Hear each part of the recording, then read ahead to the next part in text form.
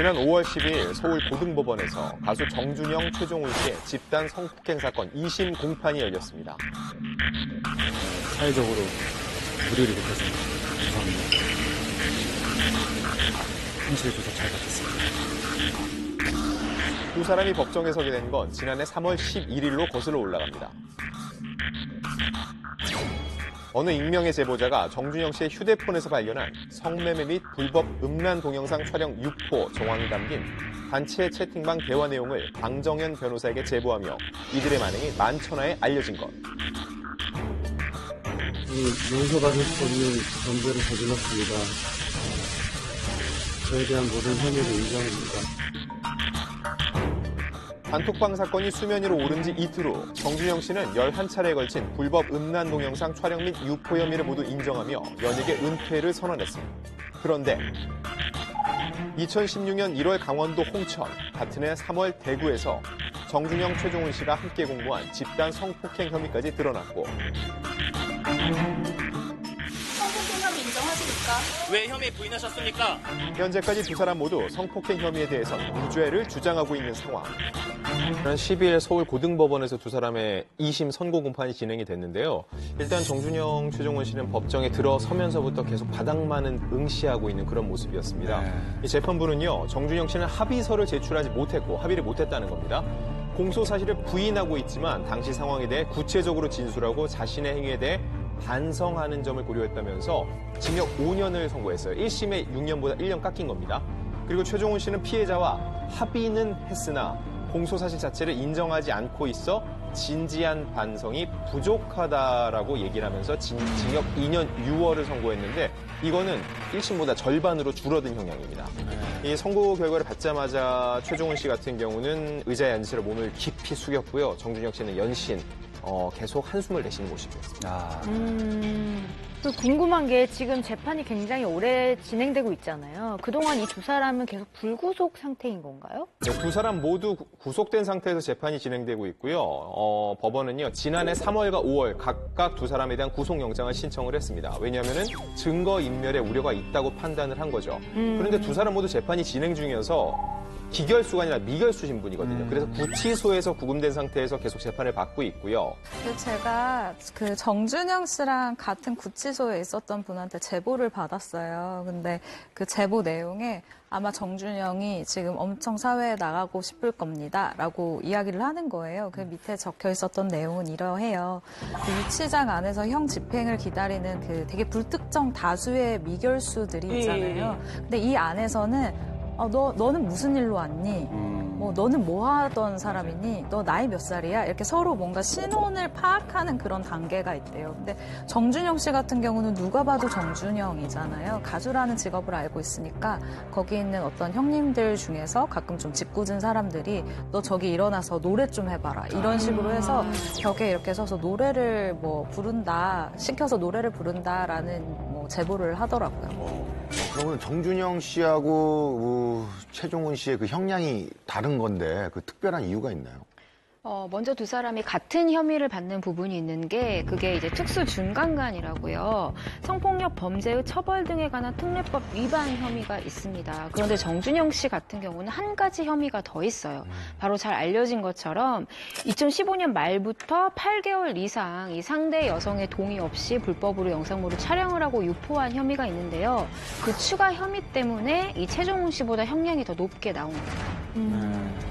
지난해 12월 3일 정준영, 최종훈 씨가 1심 선고 결과에 항소하면서 2심 공판은 당초 5월 7일에 열릴 예정이었는데요. 그런데 공판 당일 갑자기 연기가 됐습니다. 어떻게 된 일인가요? 네, 2심 공판이 열릴 예정이었던 게 5월 7일이었어요. 근데 정준영 씨 측에서 이 선고를 연기 신청을 합니다. 그 이유는 바로 피해자와의 합의가 주된 이유였어요. 그래서 피해자 측 변호사들도 이 연기 신청에 대해서 받아들였고 재판부에서도 당일에 선고를 내리기 어렵다고 판단을 해서 이 기일을 연기를 하게 됐습니다. 합의를 목적으로 갑작스럽게 공판 연기 신청을 했다라는 소식을 접해 듣고 혹시 감형이 되는 게 아니냐는 얘기가 좀 있었거든요. 실제로 형량에 어느 정도 영향을 미쳤는지 궁금하네요. 우선 최종훈 씨 같은 경우는 이 원래 예정된 항소심 선고 전에 몇몇 피해자들과 합의를 했고 이 합의서를 재판부에 제출을 했어요.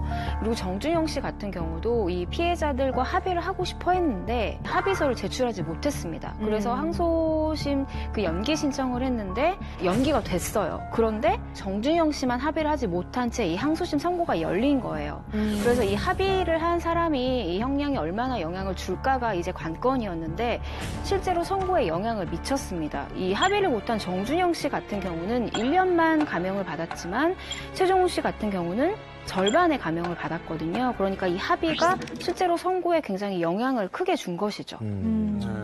통상적으로 어떤 사건이 발생했을 때요, 감형할 수 있는 가장 큰 요인은 합의예요, 합의. 금전적 보상인데, 왜냐면은 100번 사과하는 것보다 실질적인 보상, 피해를 복구하려는 노력은 결국은 합의라고 보는 건데, 그 다음은 반성문입니다, 반성문. 정준영 단톡방 사건에서는요, 정준영 씨랑 최종훈 씨를 포함해서 총 5명의 피고가 등장하는데, 여기서 주목할 게 있어요. 이들 대다수가 반성하고 있다는 반성문을 냈는데, 마지막까지 1심에서 반성문을 제출하지 않은 한 사람이 있습니다. 그 사람이 바로 정준영 씨였습니다. 정준영 씨였습니다. 이 피해자 측인 방정현 변호사와 통화를 했는데요. 일단은 피해자가 느끼기에는 두 사람의 편지, 그러니까 이 방성문이 너무 형식적으로 느껴지긴 했대요.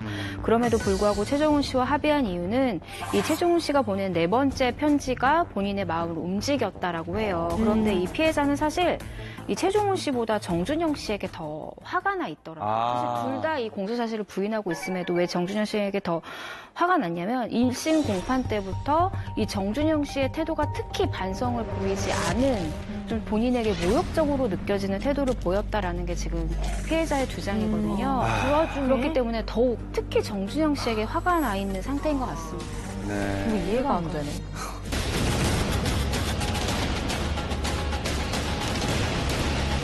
버닝썬 게이트에서 혐의가 좀 구체적으로 드러났던 게 이 정준영 사건이었던 것 같아요. 근데 시작은 승리가 성접대를 지시했다는 그 의혹이 담긴 모바일 메신저 대화 내용이 국민권익위원회에 제출되면서 드러났는데 모바일 메신저 단체방에서 정준영 씨와 최종훈 씨가 불법 촬영물과 사진을 유포하고 심지어 집단 성폭행까지 했다라는 정황이 드러나기도 했습니다.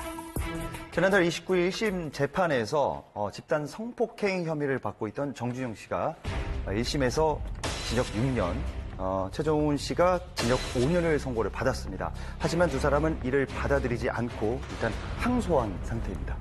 경악을 안겨준 게 이 단톡방 사건이라고 생각이 되는데 특히 이 사건의 핵심 인물 정준영 씨와 최종훈 씨가 최근 항소심이 진행된 걸로 아는데 판결이 어떻게 나왔나요? 네, 아직 판결은 나오지 않았고요. 오는 4월 9일 2심 선고가 나올 예정입니다. 근데 보통 항소는 이제 좀 본인이 조금 억울하다고 생각이 됐을 때 항소를 한다고 알고 있는데 그 정준영 씨랑 최종훈 씨가 그런 이유로 항소를 한 건가요? 두 사람의 1심 구형량이 검찰 구형 그대로 나온 사실 굉장히 이례적인 케이스거든요.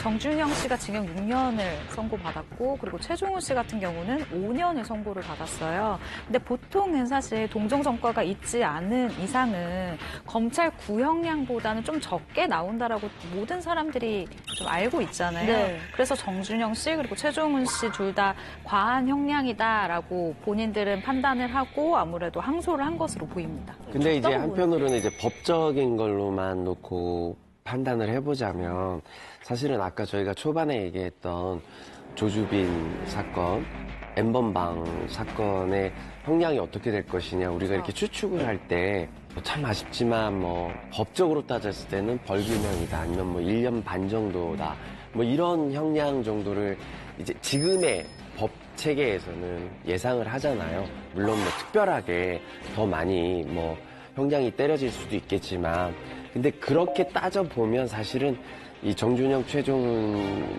두 사람 입장에서는 과하게 법의 그 잣대보단 좀 더 과하게 형량이 가해진 거 아니냐라고 생각할 수도 있어서 항소를 진행하지 않았을까. 그게 범죄자들의 보통 항소하는 심리 아닐까요? 그러니까 보통 이들의 변호사들은 아마 집행유예가 나올 것이다, 아니면은 뭐 이것보다 기본적으로 적은 선고를 이야기를 했었을 거예요. 근데 저는 거듭 얘기하지만 이게 저는 아주 좋은 선례라고 생각하고 아주 좋은 판례라고 생각해요.